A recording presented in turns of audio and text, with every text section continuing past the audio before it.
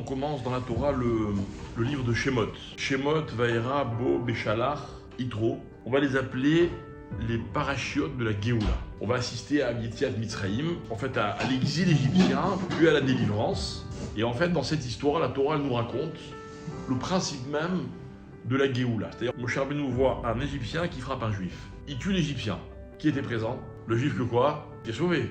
Moshe dit, je sauve un Juif, et il va raconter à tout le monde ce que j'ai fait. Il me met en danger. Alors Moshe dit, ah maintenant je comprends. Je comprends pourquoi les Juifs sont en exil. La délation. Alors Moshe se sauve. Il s'approche pour voir, il dit le passou, pourquoi le buisson ne brûle pas. Et voilà que Hachem s'aperçoit que Moshe vient vers lui et commence à lui parler. Il dit Moshe, Vayomer Hineni, etc.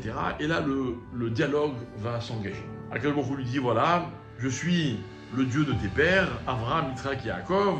Alors Moshe se cache la face, tout de suite il comprend ce qui se passe, etc. Et Dieu lui dit, j'ai vu la détresse de mon peuple en Égypte. J'ai pris connaissance de leur douleur, je vais aller les sauver.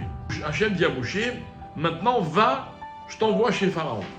Et Moshe ne veut pas, et Moshe va trouver des excuses à chaque fois. Moshe va dire à Hachem, qui je suis moi pour aller voir Pharaon?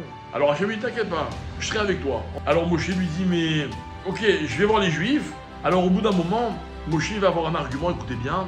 Vayan, Moshe Vayomer, Vehem, Loya Minouli, Velo Ishmeu Bekoli. Il dit, mais ils vont jamais me croire. Ils vont pas m'écouter. Donc Moshe, qu'est-ce qu'il vient? Il vient faire une accusation grave contre Israël. En d'autres termes, ils vont pas avoir Emouna, quoi. Pourquoi ils le croiraient pas? Ils le croiront pas parce qu'ils diront, c'est pas possible que Hachem t'a envoyé. C'est-à-dire, en d'autres termes, Moshe doute de la foi des Juifs quant à leur délivrance. Premièrement, Moshe, bon, il n'est pas motivé, à la limite, ça, on peut comprendre.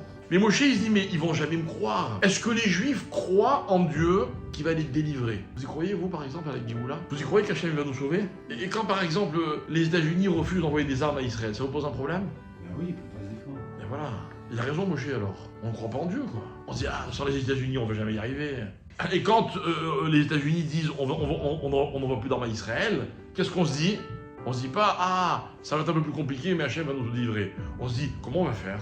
Mais moi, je voudrais vous dire une chose, mes chers amis. À croire qu'un jour Hachem va nous délivrer, c'est pas avoir une espèce de...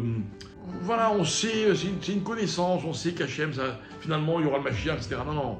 Mais si il se passe telle chose, tel pays est contre ou pour, on a tel allié, les choses se passent de telle ou telle manière, que tout ça s'inscrit dans un processus de Géoula, c'est avoir la foi, la Emouna, que tout ce qu'Hachem y fait,